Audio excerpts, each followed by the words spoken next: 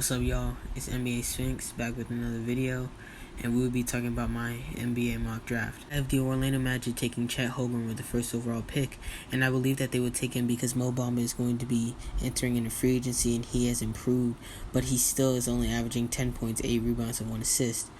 I don't think that they will be willing to pay him and what he wants from the team, like salary-wise. I don't think that they're going to be willing to give it to him.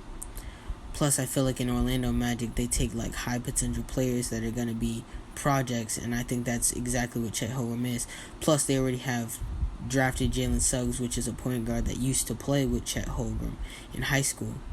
And they also both went to the same college, so they probably have that chemistry still in Orlando.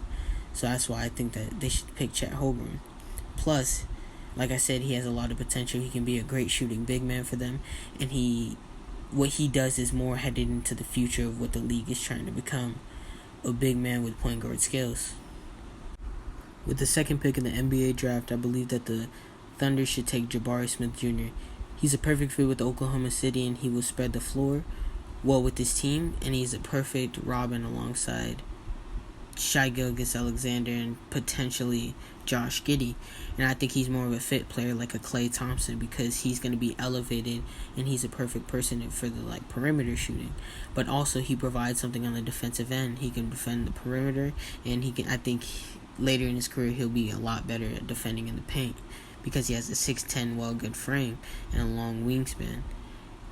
And I personally don't think that he's going to be the best player. I'm not as high in him as everyone else is in these draft and mock-ups, but I still think that his floor is the highest of anyone because at worst he's going to be a 3-and-D player, but at best he could be, like I said, a Klay Thompson type fit on a team.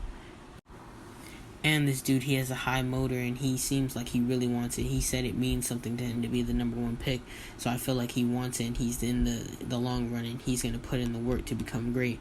I don't think that he's just one of these high school players that do good in high school, do good in college, and then just fizzle out in the league. So I think at worst, he's going to be a decent player.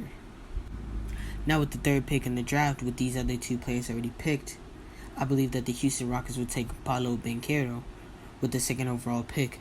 He's a 6'10" player with a lot of upside, especially on offense. We have seen glimpses of him being or becoming a better passer, and I think that that's just going to take on its whole own world in the actual league, and he will become a really good passer. I see him averaging around 5 assists a game, and then averaging, I would say 25 points per game. He's a lot of upside. He also rebounds the ball, and like I already illustrated, he has a 6'10" wingspan. I think he'll be a very versatile player, and he has all the tools in the frame just to become a good defender. He just has to put the work in. People are talking about his motor, but I think that won't be a problem. He reminds me somewhat of Jabari Smith with his willingness and want to be there to be the best player. I don't see that as much in Chet as I see in Jabari and Paolo, but I think Paolo in this situation will fit great. They just traded Christian Wood, so now he has that spot to play in the power forward, small forward position. Plus, they have a young core building there with Jalen Green, Kevin Porter Jr., Sengun. So I think he'll fit on this team, and this team will be a perfect fit, and he'll just take over with this team. But I personally do not think he's going to be the main guy in Houston. I think the main guy in Houston is going to still be Jalen Green, but they will be a great dynamic duo. With the fourth pick in the NBA draft, I believe the Sacramento Kings would take Shaedon Sharpe. Shaedon Sharpe is a risky player to take in this draft because we didn't see him play in college, but when he was playing in high school, he had number one overall pick potential. So I think that that's going to swing them in their favor, and that seems like a Kings thing to do. They don't make the smartest decisions, but this one might help them in the future. I'm feeling like it's going to be a Michael Porter Jr. situation where everybody passed on him because he was injured, and then he turned out to be one of the top players in this draft. So that might happen to Shaedon Sharpe. He's really good at shooting from 3, and he can just take it into the rim and penetrate whenever he wants to. And at the draft combine, he recorded a 49-inch vertical, which is very impressive. And I feel like he would fit pretty good with De'Aaron Fox.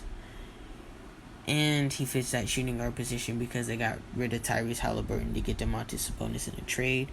So I feel like if they do this, it would be pretty good. The only reason I see them potentially not taking him and taking another person is if they want to go in the position of putting Davion Mitchell in that shooting guard position, but I think that this dude just has too much potential and I'll end up taking him. With the 5th pick and the last pick I will be talking about in this video, I believe that the Pistons will take Jaden Ivey.